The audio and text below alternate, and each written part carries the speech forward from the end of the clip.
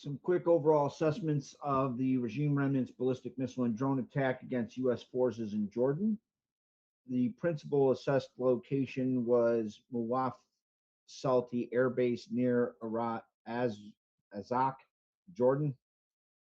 Confirmed casualties: two U.S. service members were killed in action. One is missing. Four were medically evacuated and subsequently discharged. Additional personnel were treated for minor injuries and returned to duty. The attack systems that were officially confirmed were Iranian ballistic missiles and long-range drones, Mullah regime remnant-based ballistic missiles, and/or enabled and backfilled by Putin. I'm going to add this part: Putin's criminalized counterintelligence state and the Chinese Communist Party. So the critical location was the Salti Air Base, Prince Hassan Air Base, and Prince Hassan Air Base Al Azad. I mean, it was incorrect. Initially they were doing their assessment. Things are fluid, so they kind of had to, tighten down what's going on as they're getting the stuff as it's coming in. So, high confidence assessments with high confidence is that the Mullah regime remnants are responsible for the July 17th attack. That two U.S. service members were killed. At least four were wounded with requiring hospital treatment. Additional personnel suffered minor injuries amongst U.S. personnel. That says nothing to the suffering that has been incurred by our Jordanian allies and Gulf state allies across the region, as Sketch rightly pointed out. So as far as the target analysis, it's very much the Salty Air Base. It hosts Jordanian F-16 squadrons. It's evolved into one of the more important U.S. accessible air operation locations in the Levant. The United States has funded major aircraft and support infrastructure projects at the base to sustain those operations. It enables U.S. and Jordanian aircraft to launch, recover, and fuel and rearm and undergo maintenance closer to principal operating theaters, in this case, Mullah remnant occupied Iran. It has major expeditionary air base, base command and communications, ISR, air and missile defense, and supports regional dispersal. The probable method was, a combination of ballistic missiles and one-way attack drones. They are launched to stress defensive architectures, particularly those that are kinetic energy and/or missile-centric, because they're trying to bleed us out of our interceptors. Plus, the different speeds, detections, flight profiles makes some of the targeting, tracking, and coordination of what defensive assets you're going to allocate to what a little more complicated, because they're not all the same thing. They're with the goal of not only bleeding us out, also increasing potential missile leakage. I'm going to get to that in a minute. So, what was not confirmed was the missile model, at least at the time of the assessment, drone model, warhead type, launch location specifically within Mullah remnant occupied Iran, the number that was intercepted, the number that malfunctioned, the number that struck the base, whether decoys were employed, or whether drones performed surveillance, attack, and diversionary functions. Defensive performance. So Jordanian air defense very much remained active and intercepted numerous of the incoming ballistic missiles and drones. This is a distinction. I want to make this very important distinction. Missile defense is not an impermeable shield.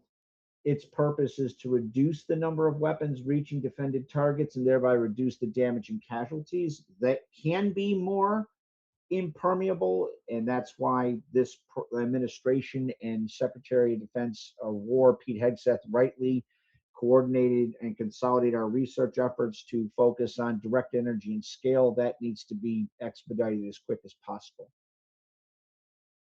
Casualty assessments went down. That again, two killed in action, one missing in action, four medically evaluated. Minor injuries were unspecified. The number and the nature of those injuries at the time of the assessment. Damage assessment. There are confirmed physical effects. Confirmed casualty count establishes that the regime remnants, weapons, and/or effects generated by the attack reach an area occupied by U.S. personnel, creating lethal blast, fragmentation, structural and secondary effects. Reported indicators, Axios reported at least 2 ballistic missile impacts in Salti Air Base. Video circulating online reportedly shows impacts in smoke. NASA firms system detected a fire near the aircraft parking area at the base, but firms can by itself determine the cause or heat signature. So it's hard to it just says that there's a fire there. It doesn't say what caused it or what the nature of it. Of course, the machine remnants have started to claim all their stupid shit, which is exactly why Armin, Ali's sketch and everybody here's effort, including Raham, are very right to say both that, it illustrates that the regime remnants are going to try and capitalize on this for soft power issues. U.S. and Jordanian messaging. CENTCOM's statement was deliberately narrow. It confirmed attribution, casualty status, and general attack type, identified the base, time, salvo size, weapon models, damage, or effective units. This very much is done to reflect family notification requirements as well as operational security and ongoing search for missing service members and the continuous assessment of the post, strike assessment. It also, I would contend, is also very much centering around operational security. As Sapir said, a lot of things have been turned off. So we're about ready to give them a fucking return to sender. So it's the strategic context. I mean, I kind of outlined that before. Jordan has become a front-line ally. The Strait of Hormuz is, the regime remnants has shown clearly that they're not amenable to any kind of efforts of de-escalation, in direct opposition to the bullshit spewed by those at the Quincy Institute, whether it's another non-interventionist of all stripes. This is an implacable adversary who is pseudo-theologically motivated. They will lie, cheat, steal, kill, do whatever they got to do to pursue their goals.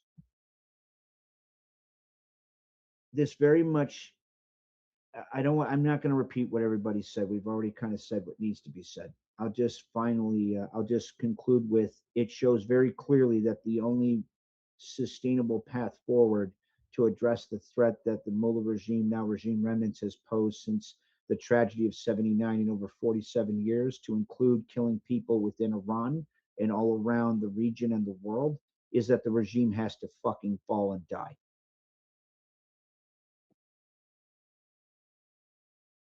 Thank you, Jeffrey. Kat wanted to respond. I wanted to, I know it's been talked about before the other day when I was here, but Jeffrey wasn't here, so I would like to expand on it and maybe hear Jeffrey's point about, it's connected, of course, that I think that the fact that Jordan was hit successfully shows that it's not about the ability of the IRGC to hit Israel, like some people suggested.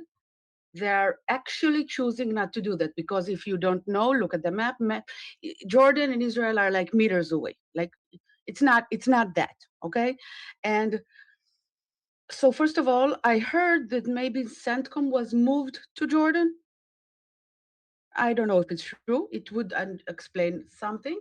But also, one anecdote. I'm sorry, I'm a little bit all over today. I went into some groups of like anti-Israel, pro-regime groups. I know it doesn't mean they know shit, but it takes some ideas. And they were speaking about how the regime is not hitting Israel. Maybe I don't think that's true, but I don't know, because they're waiting for Bibi to lose the elections. Shocked me. I would be, I'm not saying it's true. It shocked me that they're thinking about that. It's like, I think that right now, maybe I'm delusional, please correct me. Right now, the regime seems to be more afraid of Israel than anyone else. It seems stupid to say it as an Israeli, it's like, oh, I'm so, but this seems to be. And if that's the issue, why not let us go into this war? Like, that's stupid. And yeah, that's That's all I wanted to say. Thank you.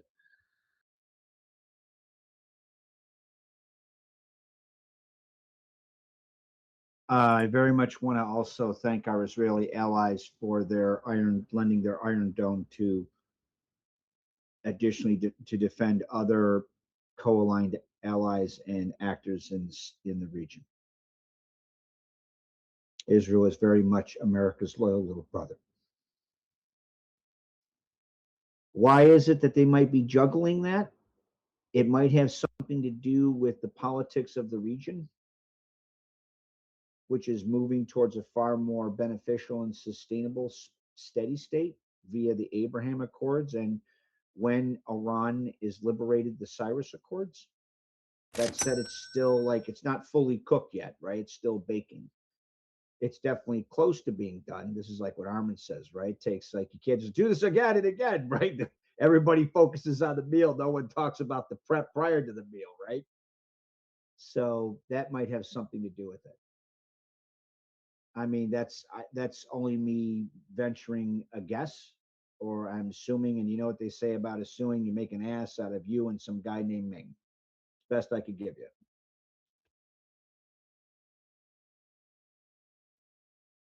My name is Armin Navabi. I'm an Iranian political analyst with decades of experience fighting the Islamic regime inside and outside of Iran. Make sure you follow me for more, and also make sure you join our discussion group. I'm there almost every single day. Come talk to me there and the rest of the people there in our group calls. It's a great place to meet and talk to people who like talking about politics. The link is in the description and or in the bio. You could also get there by scanning the QR code on the screen. See you there.